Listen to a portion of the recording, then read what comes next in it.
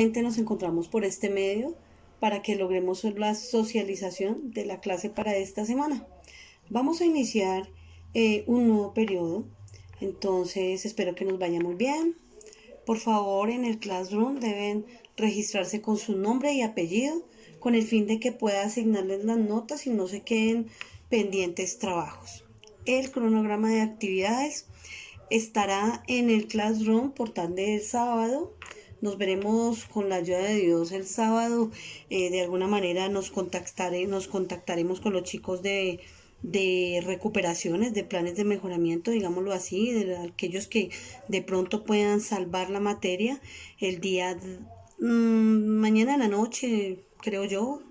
Estaré enviándoles el trabajo, no muy extenso, o posiblemente unos ejercicios que tendrán que presentar en el momento para que puedan superar las competencias y logros que tenían pendientes de este periodo.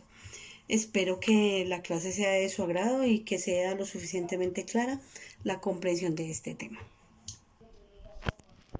Bueno, entonces aquí vamos a encontrar algunas actividades que finalmente nos van a permitir comprobar las leyes de los gases. Para la ley de Charles, aclaro antes de que empecemos que es importante que todos realicen las actividades. Haremos las que se puedan y de todas maneras las evidencias deben estar consignadas en su cuaderno. Acá nos dice que trabajemos en grupo, pues obviamente no podemos, debemos hacerlo en casa. Entonces, ¿qué se va a hacer? Lo primero, vamos a conseguir una bomba, la inflaremos y trataremos de medir el globo, de medirlo, no sé, su diámetro, la longitud que tenga desde la punta donde se hace el nudo hasta la parte superior. Finalmente, entonces vamos a poner el globo en un recipiente por 20 minutos. El agua de ese recipiente debe estar súper yerta, helada, totalmente helada. Sacamos el globo a los 20 minutos y lo volvemos a medir. Todos estos pasos deben estar consignados en su cuaderno.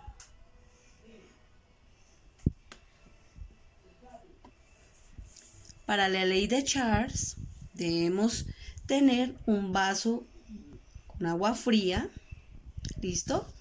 Y pues vamos a hacer el mismo procedimiento.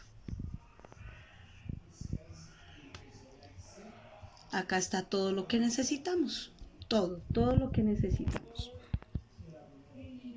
La idea es que midamos, ¿no, muchachos?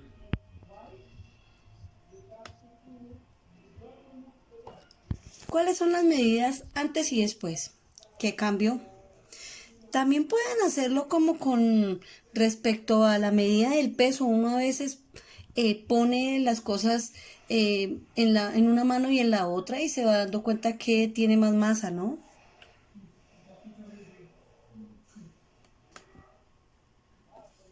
Vamos a mirar cuál tendría más volumen. Y la temperatura también. La sensación térmica es bien importante. Muy importante. Finalmente responderíamos esta hipótesis.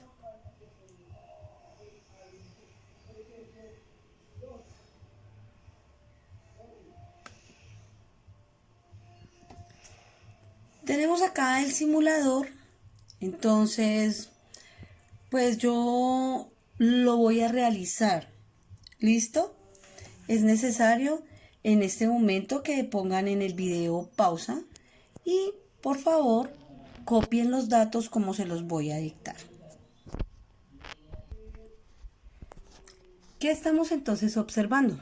Una relación de 5 litros de ese gas a una temperatura de ¿cuánto? 300 Kelvin. No podemos olvidar que en todas las leyes de los gases es preferible, lo esencial es que la temperatura, la escala que se use sea Kelvin. Acá observamos que para medir esta presión, ¿listo? Los barómetros siempre está en 1. ¿Qué quiere decir? Que en la ley de Charles la presión es constante. Acá subimos el volumen. a 7,5 litros, aumentamos la temperatura a 450, pero des en cuenta, lo subimos ¿cuánto? 2,5. Acá 2,5 y acá 150. Esa es la relación que tenemos inicialmente ahí.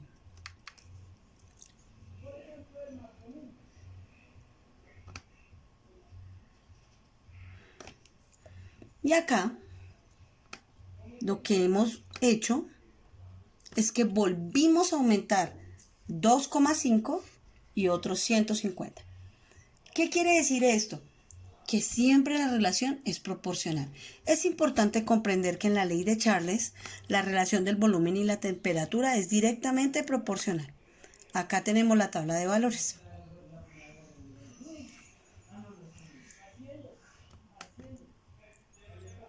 Finalmente, podremos afirmar que la ley de Charles es aquella en donde todo no es independiente, es una relación directamente proporcional o inversamente proporcional.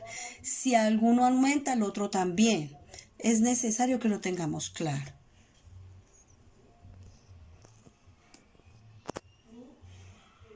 Tenemos en la imagen qué debemos hacer para representar la ley de Boyle. Muchachos, todo esto todo esto lo podemos enviar en fotografías o podemos hacer video, no importa. Ustedes en la pestaña de la clase van a subir la evidencia. Entonces, ¿qué van a conseguir? Una botella plástica, ¿sí? Ahí mire que se les está indicando todo. La cortan por la mitad, que quede como si fuese un embudo. Ponen un globo. ¿Cuál? Pues hagan uso del que ya tenían. No vayan a salir a la calle. Si usted no tiene un globo, hágalo con bolsas. Ingénienselas, chicos. Tenemos nuestros materiales. ¿Listo? Entonces, ¿qué vamos a hacer? Ponemos la botella como si fuese un embudo. En la boca de la botella ponemos el globo y lo vamos a meter en la parte inferior de esa botella, la vamos a introducir en el recipiente con agua que tenemos. Luego vamos a mirar qué es lo que ocurre, qué es lo que pasa con respecto al movimiento o la presión de ese gas que ejerza teniendo ahí el volumen del líquido. No vayan a olvidar en ningún momento que la relación de la ley de Boyle está dada por la presión y el volumen a una temperatura constante. Entonces, aquí tenemos las hipótesis. Sería importante o es bastante importante que copien las preguntas, muchachos. ¿Cómo estaba la bomba antes de introducir el embudo? Vuelvo y les digo, piensen en bolsas pequeñas si no tienen la posibilidad de la bomba. ¿Qué ocurre? ¿Cómo se altera esa bomba? ¿Se altera o no se altera? Y finalmente, ¿por qué se altera el estado de la bomba al introducir el embudo en agua?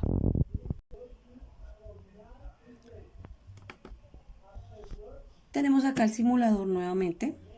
No olviden, presión y volumen. ¿Qué tenemos constante? La temperatura. Acá se notan nuestros termómetros fijos a 450 grados Kelvin. ¿Qué tenemos acá? 35 litros. ¿Qué tenemos acá? 27 litros. Desen cuenta que, ¿qué está cambiando en el barómetro? La presión. Una atmósfera, 1.3 atmósferas. Vamos a mirar en el siguiente que nos está mostrando. Menos volumen. Aquí tenemos 15 litros y miren que la presión aumentó. Una relación inversamente proporcional o directamente proporcional, eso ustedes lo definirán cuando hagan su experimento. Nuevamente, baja más el volumen, aumenta mucho más la presión. Bajamos más el volumen y seguimos en aumento de la presión. Tenemos acá nuestra tabla de valores, si son tan amables, y la van a copiar en su cuaderno y al hacer el cálculo matemático haciendo uso de la relación presión 1, volumen 1 igual a presión 2, volumen 2, entonces en ese momento ustedes van a terminar de llenar esa tabla.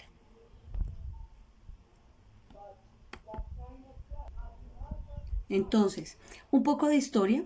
1662, Robert Boyle, cuando observa que por temperatura constante el volumen y la presión son inversamente proporcionales. Este enunciado pues nos indica el comportamiento de ese gas. Acá en el simulador estamos viendo el termómetro que está a una misma temperatura, la misma cantidad de moles, el barómetro y un émbolo. ¿Para qué? Para que este volumen se oprima. Al bajarlo, miren el movimiento de las partículas. ¿Qué quiere decir? Que quedaron con menos espacio y la energía cinética que está produciendo es mayor.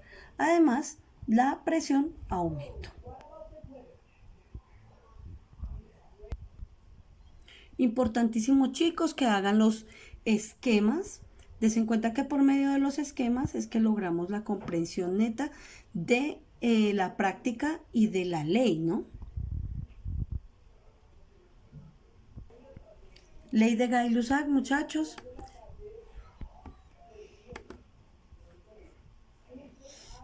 Entonces, pues obviamente ustedes no tienen un tubo de ensayo. Van a buscarse en su casita el vasito más delgado que tengan.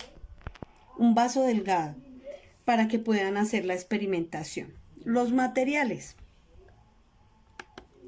Agua. Un corcho. Una tapa, ojalá que tengan el corcho. La vela. Y un encendedor o fósforos. Allá tenemos entonces, ¿qué es lo que debemos hacer? En un tubo de ensayo se deposita un poco de agua, entonces en ese vaso ojalá delgado y se tapa con el corcho. Ya no vamos a necesitar el corcho, podemos hacerlo con una tapa o con un plato que tape la boca del vaso. Entonces empezamos a calentar el vaso con una vela por debajo, ¿sí? Entonces aquí tenemos una pregunta que es más o menos nuestra hipótesis. ¿Qué sucede cuando se calienta el tubo de ensayo? Argumente el por qué, teniendo en cuenta el cambio que le ocurre al agua y al gas que contiene el tubo de ensayo. No olviden que está sellado con un plato que nosotros le pusimos. Ojalá que no se nos escape nada de vapor de lo que produce la vela.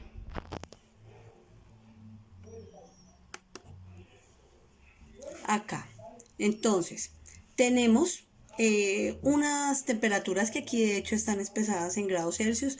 Hay leyes, como ustedes se dieron cuenta, que no es que sean básicamente ni una camisa de fuerza que tengan que ir en Kelvin.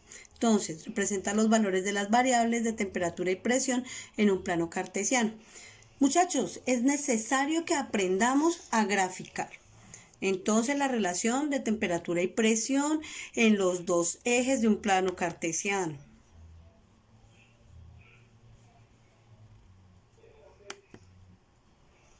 Y la simulación.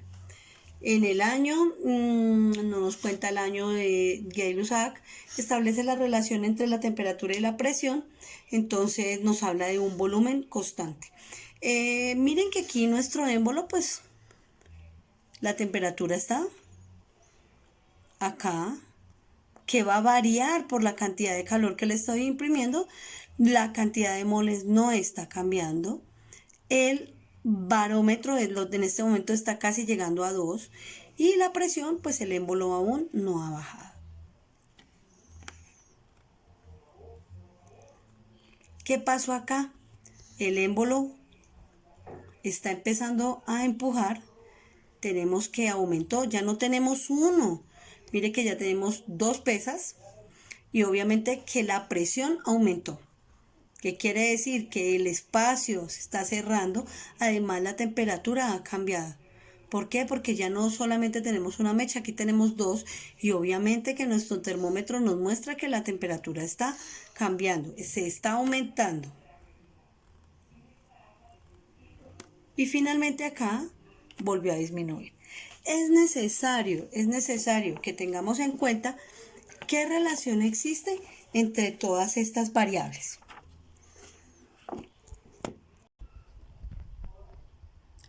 En este simulador entonces podemos cambiar otras magnitudes. ¿Qué vamos a hacer aquí? Voy a cerrar el espacio. Primero que voy a hacer es para que nos demos cuenta qué tiene que ver el contenedor con respecto a lo que hagamos. Y aquí lo que vamos a mantener constante es el volumen. Listo. Entonces yo voy a empezar a cambiar. ¿Qué ley? Ustedes van y buscan por allá. ¿Qué ley es aquella que dice que el volumen está constante? Entonces, ¿cuál no cambia? ¿La ley de Boyle? No. La ley de Boyle está constante la temperatura. No olviden que en la ley de Charles está constante la presión, y en la de Gay-Lussac, ¿qué estará constante? Entonces en la de Gay-Lussac está constante también la presión, madre. En una la temperatura, en la otra la presión y en esta el volumen. ¿Listo? Entonces vamos a mover acá el émbolo. Vamos a meterle presión.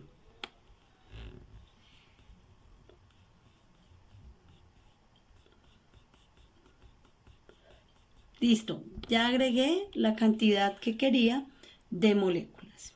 ¿Qué presión tengo? Tengo 57, 56 más o menos atmósferas. Pero des en cuenta que en este momento lo que está ya se mantiene constante es el volumen. Sin embargo, yo no he cambiado la temperatura. La quiero disminuir.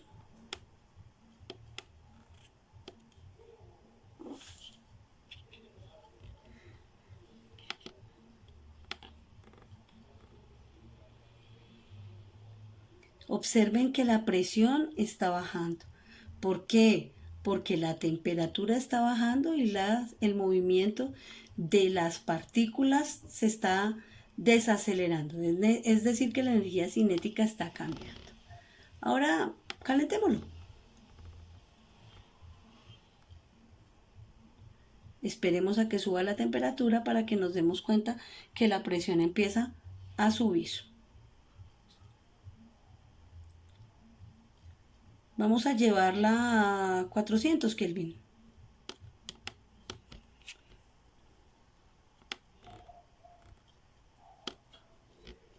Observen la velocidad de las partículas. El volumen está constante. Digamos que yo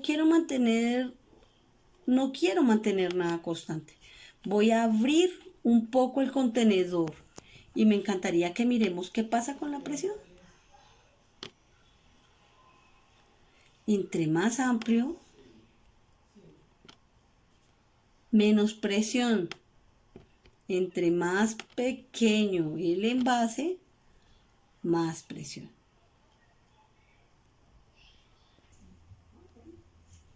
Vamos a pensar que este recipiente es nuestra olla express. ¿Qué vamos a hacer? Vamos a agregar lo que estamos cocinando.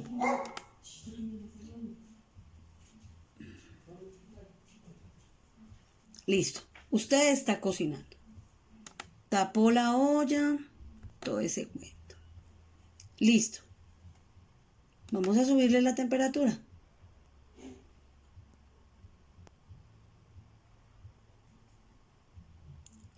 ¿Qué puede pasar con la energía? Mire, inmediatamente estalla el recipiente. O sea que si la presión es demasiada, obviamente que las partículas tienen que buscar por dónde salir. Vamos a volverlo a hacer.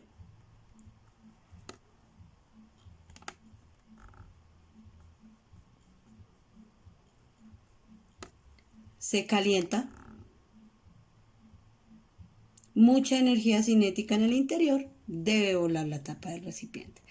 Esto es lo que ocurre en la olla express, muchachos. Por eso es que si le metemos mucho calor, demasiado y demasiadas partículas entran en el estado de movimiento por energía cinética, excitación de los átomos, inmediatamente nuestra olla tiene que estallar. Entonces, por favor, en su cuadernito vamos a poner el nombre del nuevo tema, fórmulas empíricas y fórmulas moleculares. Voy a hablar acerca de la definición de qué es una fórmula y qué hace que sean diferentes la fórmula empírica de la fórmula molecular. Entonces, pues una fórmula es ese algo que nos expresa, digámoslo de esa manera, los átomos que componen ese compuesto, valga la redundancia. Entonces, ¿cuál será la fórmula del agua? H2O. ¿Cuál será la fórmula de la sal de cocina? Entonces, NaCl. Eso es una fórmula. La cantidad de átomos o el tipo de átomos que hacen parte del compuesto. Entonces, en una fórmula empírica, yo me encuentro las cantidades que pueden ser reales o no de esa fórmula, mientras que en la fórmula molecular tengo la cantidad real de cada uno de los átomos que hacen parte de la fórmula. Copiemos entonces el ejercicio. Un compuesto gaseoso tiene 24,2% de carbono, 4% de hidrógeno y el resto en cloro. Determine su fórmula empírica sabiendo que las masas atómicas del carbono, del hidrógeno y del cloro son 12 unidades, 1 unidad y 35,5 unidades. Tenemos los datos iniciales: 24,2% de carbono, 4% de hidrógeno y he puesto el resultado de 71,8% de cloro. ¿Por qué? Porque la sumatoria de estos dos me da 28,2%. Me dice que el resto, cuando yo hablo de porcentaje, siempre hablo de una totalidad que indica que hay un 100%. Listo. Si yo voy a hablar de un 100% y en química siempre tendré en cuenta que ese 100% es la medida que da 100 gramos. ¿Qué quiere decir? Que yo en realidad tengo 24,2 gramos de carbono, 4 gramos de hidrógeno y 71,8 gramos de cloro. Entonces voy a hacer el primer paso. ¿Qué debo hacer en primera instancia? El primer paso se refiere a que yo lo que debo hacer es que cada uno de estos valores debe pasar a ser moles. Voy a borrarles el porcentaje teniendo en cuenta de que yo ya lo reconozco y acabo de deducir de que estos son gramos. ¿Qué debo hacer entonces? Primero, 24,2 gramos de carbono.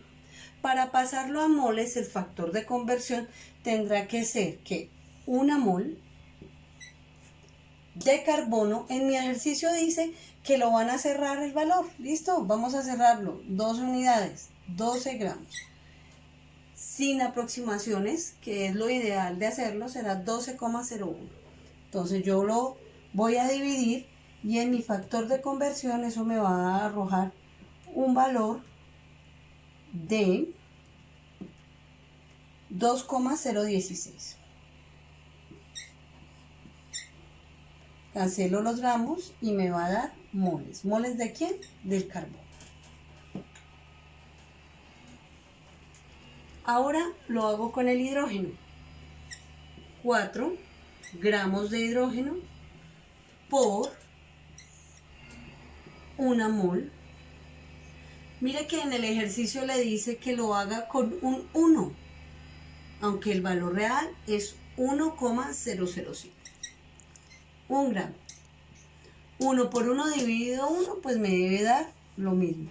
4 moles ¿de quién? De hidrógeno. ¿Por qué? Porque estoy cancelando los gramos. No olviden que en las fracciones debo multiplicar de frente y divido por el restante. Acá me quedaría el cloro, que equivale a 31,8 gramos de cloro por una mol. Esa mol equivale a 35,5, como lo dice el ejercicio.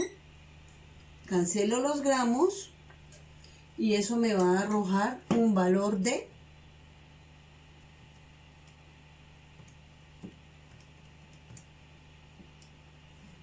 2,022.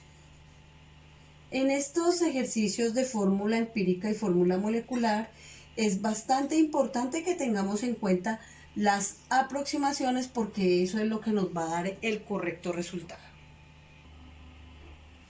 Segundo paso, entonces, entre esos resultados que tuve, voy a elegir el de menor valor.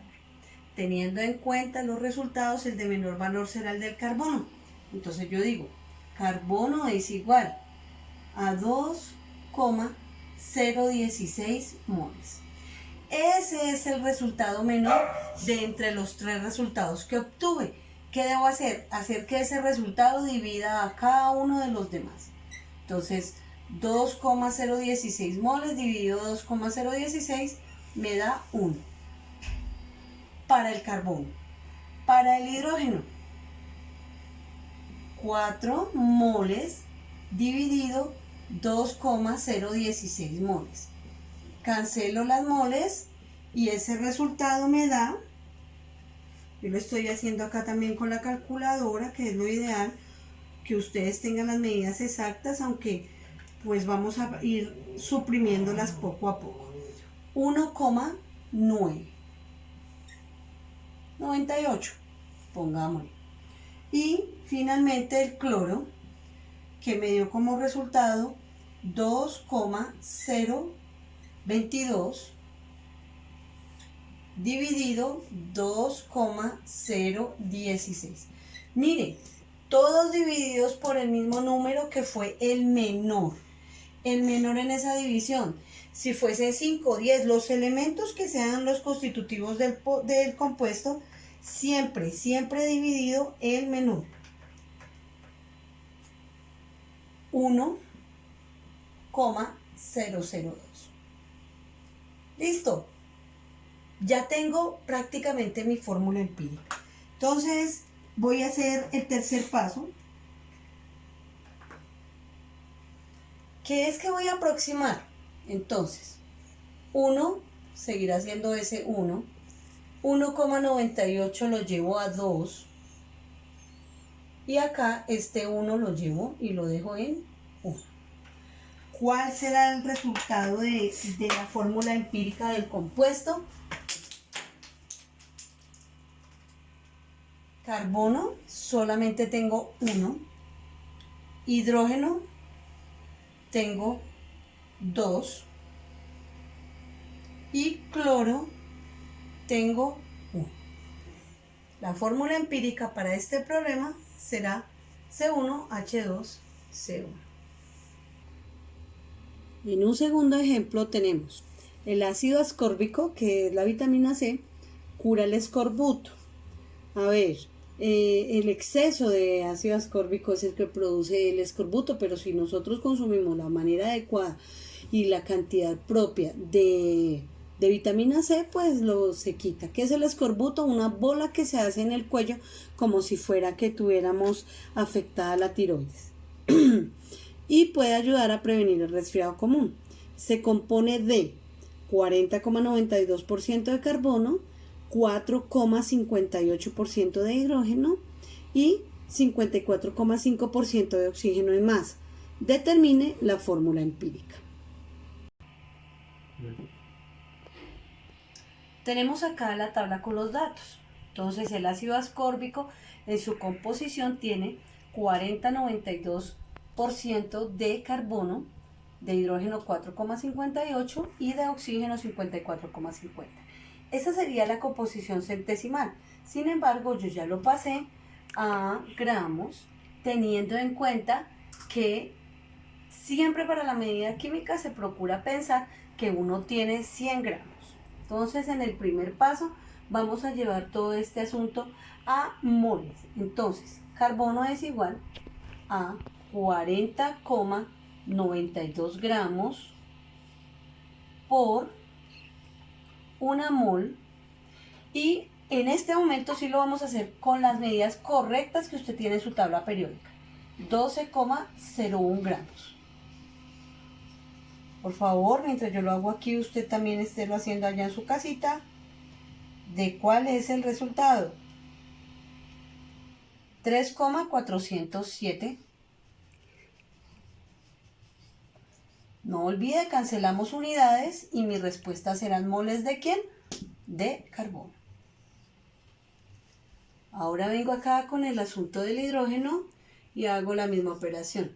4,58 gramos por una mol y el valor de la masa del hidrógeno 1,007 gramos. Cancelo y tengo 4,58 dividido 1,007. Eso me arroja un valor de 4,548.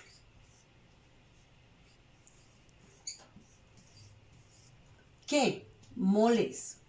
¿De quién? Del hidrógeno. Ahora hablemos del oxígeno. Tengo 54,50 gramos de oxígeno, factor de conversión. ¿Cuál es el valor del peso? 15 o de la masa, 599, 7, 8, 9. En unas tablas difieren, entonces yo voy a poner ese 7. Una última por ahí que tengo. Cancelo gramos. 54,50. Ustedes me colaboran por allá con su calculadora. 15.997. ¿Cuál es el resultado? 3,406. ¿Qué? Moles. ¿De quién? Del oxígeno. Aquí lo primero que vamos a hacer es darnos cuenta cuál es el valor menor. Miren lo importante que es escribir la aproximación milesimal. Aquí difiere en el tercer número. Si no difiriere, pues me toca seguir mirando en el cuarto, en el quinto, y ya pues si no tomar la decisión de que cualquiera de esos valores es el valor menor. En este caso el valor menor es 3,406. En el siguiente paso, entonces, ¿qué viene? Yo digo, para el carbono, 3,407 dividido 3,406. Moles. Moles que se cancelan. Y entonces usted allá en su calculadora, por favor, haga la operación.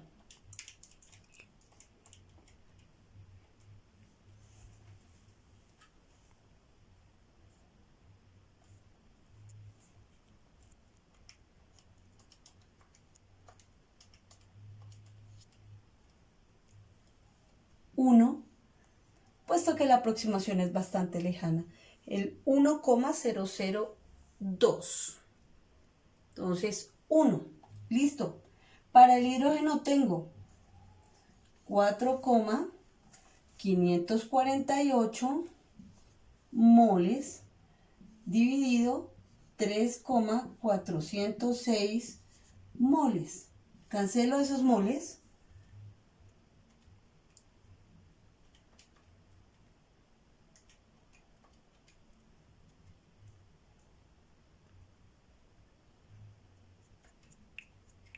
Y me va a arrojar un resultado de 1,335. Y para el oxígeno, entonces yo voy a poner 3,406 moles dividido 3,406 moles. Eso me da 1. En este caso y en esta fórmula tenemos que tener en cuenta un atenuante. Aquí no podemos aproximar a 2, está muy lejos, pero tampoco podemos reducirlo a 1. Entonces, hay una tablita que le voy a poner por aquí en una esquinita que dice que cuando después de un decimal yo me encuentre con un 0,5, todos los números que hagan parte de esa fórmula deberán multiplicarse por 2. ¿Listo? ¿Qué pasaría si yo tengo 0,5? Pues me va a dar 1. Es decir, que lo voy a llevar de una vez al número entero. Si tengo 3, como es mi caso, debo multiplicar todos. No se multiplica solo él. Tiene que multiplicarlos todos en sí porque usted no puede alterar la fórmula. Entonces lo multiplica por 3. Dese cuenta que 3 por 3, 9, y esto me va a dar 0,9 de lo que sea y ya puedo aproximarlo. ¿Listo? Y es necesario que usted lo tenga en cuenta. Bueno, entonces si fuera 0,2, pues usted lo multiplica por 5. No es muy común, digamos que lo más común son estas. Vamos a hacer la operación. Yo necesito llevar esto, aproximarlo al entero más próximo. Voy a multiplicar por 3. Pero yo no voy a alterar la fórmula, entonces 1 por 3, 3. Y aquí 3 por 5, 15. 3 por 3, 9. 3 por 3, 9. Y 3 por 1, 3. Y 1, 4. Para que usted se dé cuenta que sí sirve la multiplicación. Y aquí yo multiplico también por 3 para no alterar. ¿Cuál será entonces el resultado? C3, H4, O3.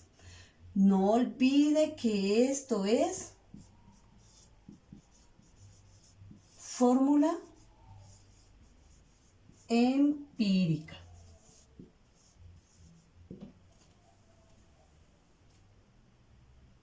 ¿Listo, mis chiquillos?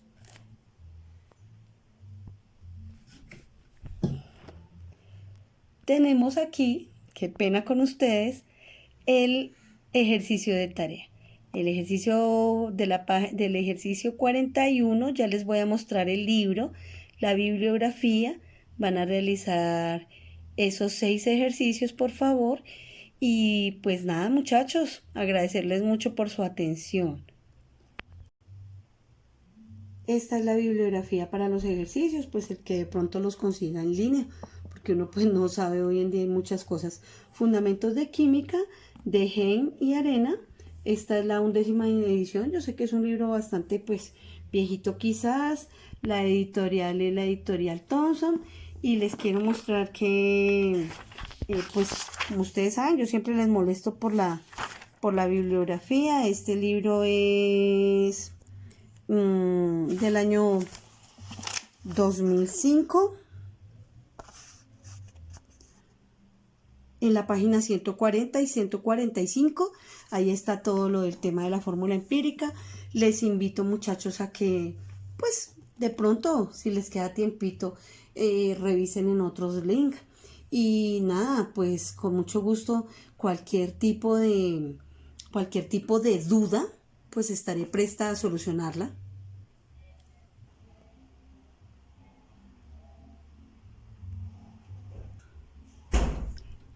Eso fue todo por hoy. Espero de que nos haya quedado medianamente claro o supremamente claro. Ojalá Dios quiera que tengan un excelente fin de semana. Y pues nada, muchachos, que sean tan amables y me envíen todas las evidencias de la clase. Estaré presta a, como les dije al inicio del video, atenderles cualquiera de sus dudas. Ya saben el horario, de 7 a 9 de la mañana, de 10 a 12 del día y de 1 a 3 de la tarde. Por favor, no me escriban por WhatsApp, chicos. Procuro no contestar mensajes por WhatsApp. Todo por el Classroom. Feliz fin de semana, mis chicos.